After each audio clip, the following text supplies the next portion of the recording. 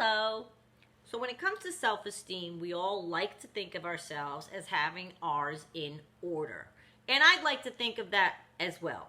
Unfortunately, things ebb and flow. We have off days. We might not always feel the best about ourselves. And I think that is when somebody like a narcissist latches on. They get in. Because we're so starving to fill the hole of self-love that might have a deficit at that moment. It might even be just at that moment. Maybe you've lost your self-esteem. Maybe you never had it, or maybe you're having a down day.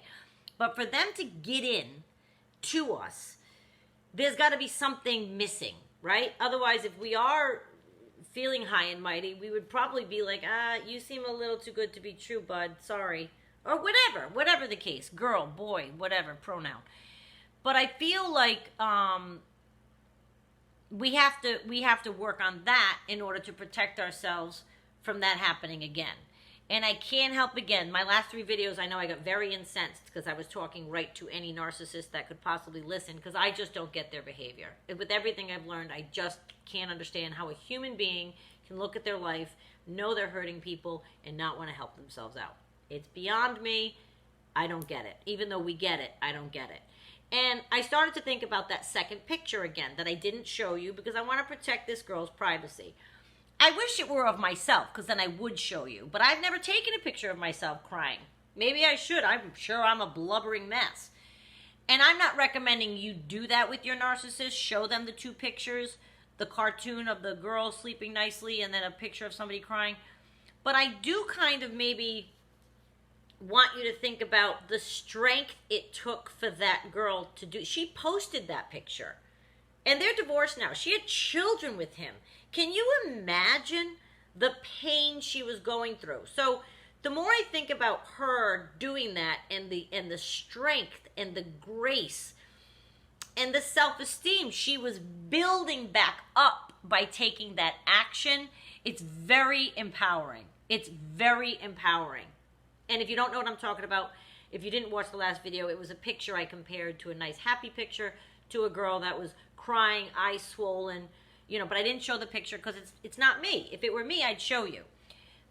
I've never taken, like I said, a picture of me crying, but I think that maybe what we have all done is I think we've passed ourselves in a mirror crying, and we look at it as, oh my God, what a mess I am. I'm so sad. This is terrible. But when I think about that picture, it represents nothing to me but strength. It was her face.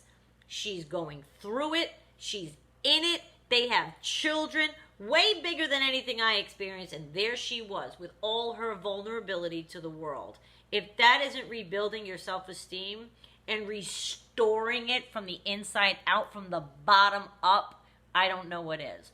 So if we all, and we have all, find ourselves or found feeling like that second picture, eyes swollen, tears streaming down our face, and it's in black and white, which punctuated how she was feeling. If we feel that way, yet pull ourselves out of it, the sun came up. That picture was probably, I think she posted it was probably a year ago, 2 years ago, maybe even 3. She's still around. She's still here. She's still thriving. They got divorced. She moved on. And I'm not saying he was a narcissist. I don't really know. But the fact is, she was so upset. And I feel like if you're going through that and you have the strength to show your vulnerability, then that is something that you can do at home. So the next time you're really upset, look at yourself in the mirror while you're crying. I'm not recommending you do the picture thing to your narcissist like I did. You promised this, you gave me this. I'm not necessarily recommending that. But for your own strength to rebuild your own self-esteem, I think that to see ourselves broken in the mirror, crying, would punctuate to us, oh my God, what am I doing? Do I want to feel this way? Is this what I'm worth? Is this what I wanted for myself? Is this what I dreamed of as a little person?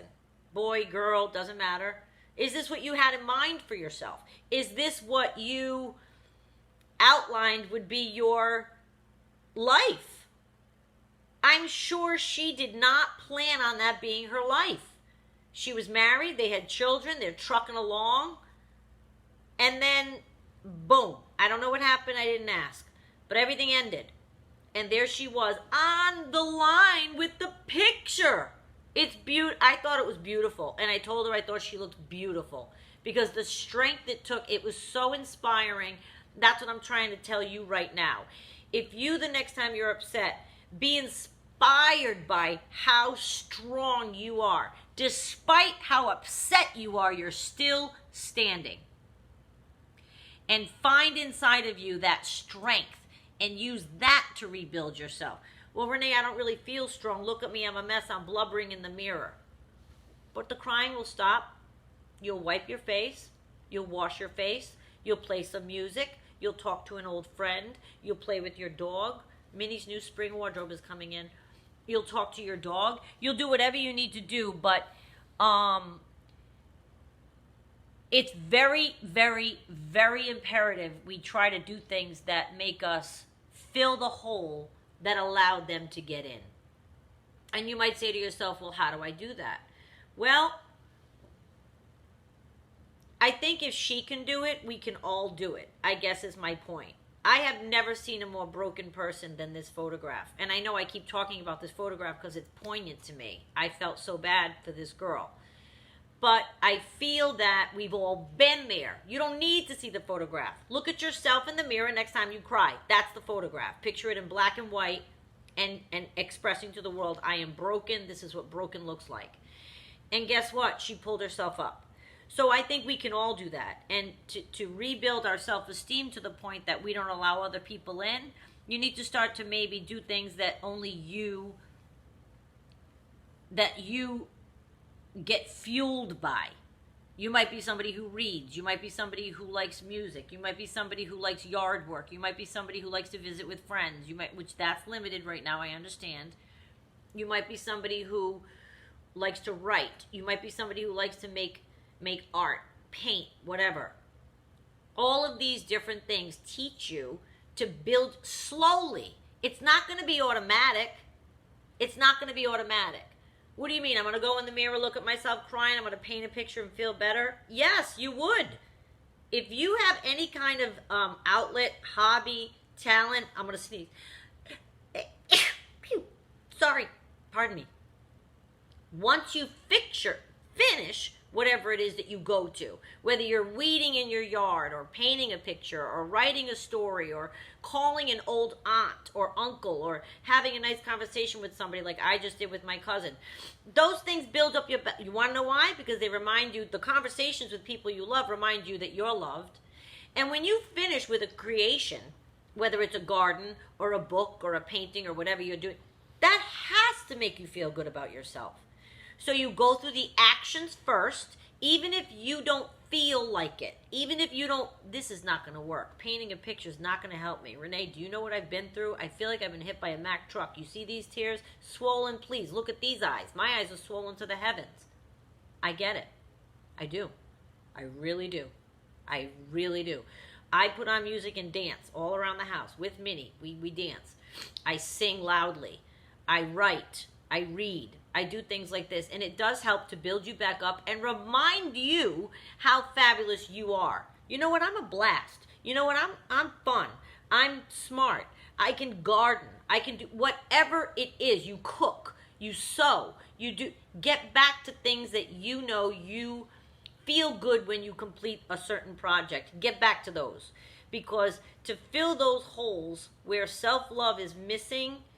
And you don't like to think of it. I used to make a joke all the time with, you're raising a daughter. You want to make sure she has high self-esteem. So I used to always make this joke. Are you kidding me? I love myself. And I would do that. She would giggle. Well, guess what? I did raise a girl with high self-esteem. And I just feel like it is disheartening to think that maybe we had a hole in our own, which is where they got in. But I don't certainly want another hole where somebody else can get in.